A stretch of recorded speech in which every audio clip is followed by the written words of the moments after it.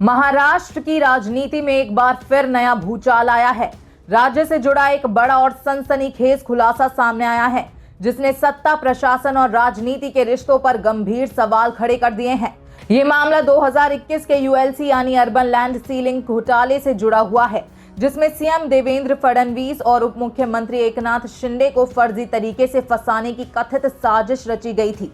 इस साजिश का खुलासा राज्य की पूर्व पुलिस महानिदेशक रश्मि शुक्ला की जांच रिपोर्ट में हुआ है, जो उन्होंने अपनी सेवानिवृत्ति से ठीक 5 दिन पहले महाराष्ट्र के अतिरिक्त मुख्य सचिव गृह को सौंपी थी। रिपोर्ट के मुताबिक तत्कालीन डीजीपी संजय पांडे ने अपने पद और प्रभाव का इस्तेमाल करते हुए ठाणे के डीसीपी लक्ष्मीकांत पाटिल और एसीपी सरदार पाटिल को निर्देश दिए थे कि 2016 के यूएलसी मामले में देवेंद्र फडणवीस और एकनाथ शिंदे को आरोपी के तौर पर पेश किया जाए। इतना ही नहीं, रिपोर्ट में दावा किया गया है कि इन दोनों नेताओं पर बिल्डरों से अवैध वसूली के आरोप गढ़ने और गिरफ्तारी का दबाव भी बनाया गया। इस पूरे मामले में गिरफ्तार आरोपी संजय पुनामिया एक अहम कड़ी है, जिसने जांच एजेंसियों को एक ऑडियो क्लिप सौंपी है। इस कथित ऑडियो में संजय पांडे, लक्ष्मीकांत पाटिल और सरदार पाटिल के बीच फडणवीस और शिंदे को फंसाने की बातचीत सुनी जा सकती है। वहीं एसआईटी जांच में यह भी सामने आया है कि 2016 में ठाणे नगर पुलिस थाने में दर्ज एक केस में 2017 में चार्जशीट दाखिल हो चुकी थी। इसके बावजूद संजय पांडे के निर्देश पर दोबारा जांच के आदेश दिए गए, जिसे एसआईटी ने संदिग्ध और दुर्भावनापूर्ण करार दिया है। रिपोर्ट में एक और चौंकाने वाला खुलासा हुआ है।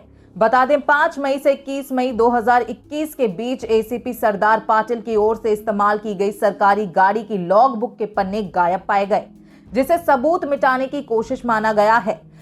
बताया जा रहा है कि बातचीत के दौरान संजय पांडे ने यह भी सवाल किया था कि अब तक फडणवीस और शिंदे को गिरफ्तार क्यों नहीं किया गया।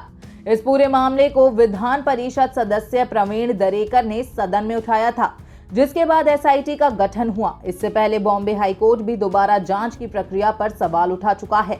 दरअसल यूएलसी यानी अर्बन लैंड सीलिंग घोटाला शहरी जमीन से जुड़ा एक बड़ा मामला है, जिसमें करीब 160 करोड़ रुपए के कथित भ्रष्टाचार की बात सामने आई थी। आरोप है कि कुछ अधिकारी और जमीन जमाखोर नियमों के दुरुपयोग से सरकार और जनता को भारी नुकसान पहुंचा रहे थे।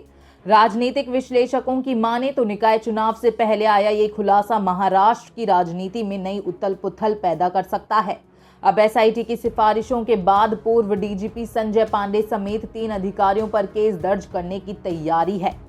अब सबसे बड़ा सवाल यही है, क्या इस मामले में दोषियों पर सख्त कार्रवाई होगी या फिर ये मामला भी राजनीति की भेंट चढ़ जाएगा। फिलहाल महाराष्ट्र की सत्ता और प्रशासन के रिश्तों पर जनता की नजरें टिकी हुई हैं। सियासी गलियारों में ये चर्चा तेज है कि आने वाले दिनों में राजनीतिक हलचल, कोर्ट के फैसले और जनता की प्रतिक्रिया इस केस की दिशा तय करेंगे।